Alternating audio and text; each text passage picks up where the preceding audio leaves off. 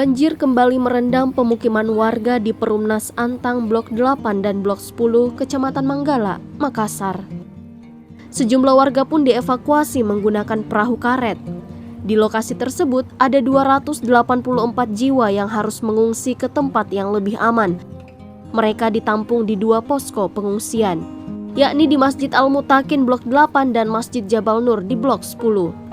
Di lokasi pertama ada 23 kepala keluarga yang berjumlah 100 jiwa mengungsi, sementara di lokasi kedua terdapat 48 kepala keluarga dengan jumlah 184 jiwa. Seperti untuk BPBD sendiri jelas ya, ada warga yang dievakuasi dan memang selama ini kita mengevakuasi ke arah masjid.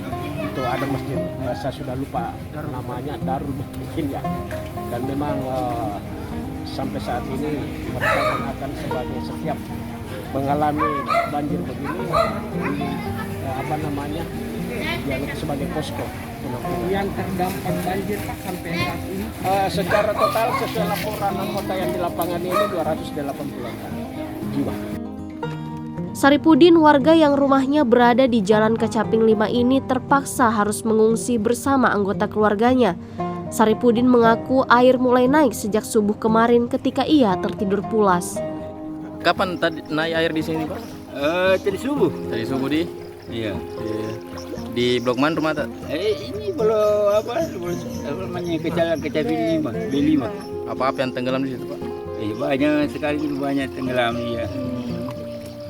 Barang-barang elektronik tak? Ada juga. Dievakuasi, Ji? Apa itu televisi? Dievakuasi, Ji, Pak? Iya. Sebelum subuh itu baru terjadi. Oh, subuh baru naik air. Subuh. Berarti keadaan tidur atau bagaimana? Iya, keadaan tidur. Keadaan tidur di Pak? Iya.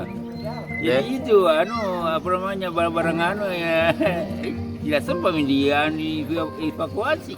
Adapun ketinggian banjir saat ini pun dikatakan perlahan mulai surut.